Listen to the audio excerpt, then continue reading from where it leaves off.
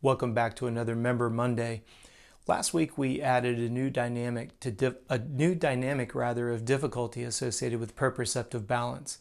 This week we're going to add another layer of dynamics. Now, before I illustrate and discuss what and why we want to do this, please don't feel like you just have to keep stacking on top of another. For the sake of keeping this content relative, I like to try to get 2 or 3 videos for you that are of the same subject.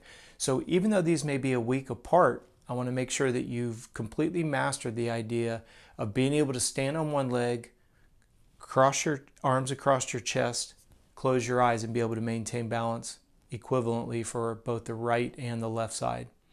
So if you haven't gotten that down yet, you might want to hit the pause, maybe not even watch this, so that it keeps your frustration to a minimum.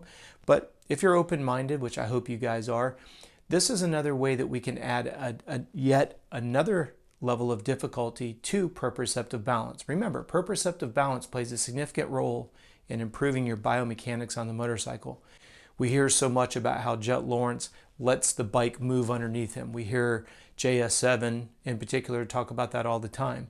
That's proprioceptive balance defined. It's poetry in motion. It's you being able to stay centered over the bike, let the bike move around. But what most people don't realize, including JS7, is what is it that you're actually seeing him do is the body allows the bike to go where it needs to without trying to fight and resist against it. You're still looking far enough ahead. You're staying in the right biomechanical position, and that allows you to maintain your forward momentum. Now, when we're looking at biomechanics and yet taking proprioceptive balance to the next level, we talked about phase 1. Stand on one leg with your eyes closed, be able to get equal time on the right and left leg. We added cross your arms across your chest in an X. Stand on one leg, close your eyes, get equal time on both legs. Now what we're going to do is we're going to add, put your arms across your chest, stand on one leg, get balanced. Focus on something across the room. When you close your eyes, you're now going to start to add rotation to left and right. Just a recommendation, if you're standing on your right leg, rotate to the left first. It's going to make it more difficult. You may say having my arms crossed and standing on one leg is difficult enough. Perfect, that's where you're at. But remember, everything that we're trying to share with you in this membership area is to give you an advantage over your riding buddies and or the people you race against by being proactive. If you were to go and listen, or rather research, what is the definition of biomechanics? It's being able to offset whatever you are faced with. We said it in last week's video. For you, it's not only what the motorcycle serves up, but what the motorcycle hits, and the integration of those two together, plus you being a moto jockey on top of it. So that's what makes riding two wheels so challenging and so fun and challenging is great if you're a little bit older and a little more mature, but you can see why the younger athletes get so frustrated because there's so many things that they have to digest at such a young age. So this is yet another way to make proprioceptive balance an asset of yours. This is another way for you to be proactive and be ready to offset anything that you see or experience on the motorcycle. As always, please be patient with yourself.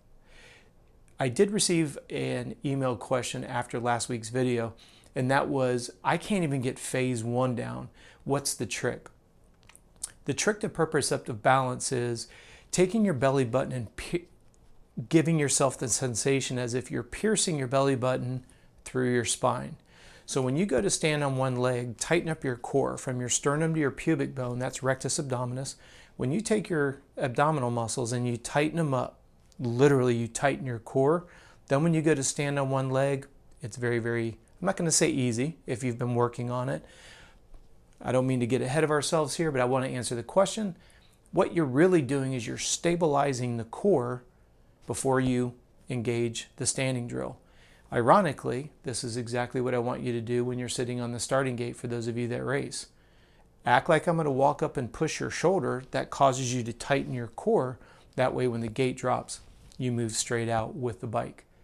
So piercing that belly button through the spine, engaging and activating the core, that's really the trick to good proprioceptive balance. The biggest challenge that you have is being able to maintain that tight core and center of balance all the way around the track and or the loop, whatever you're riding and or racing.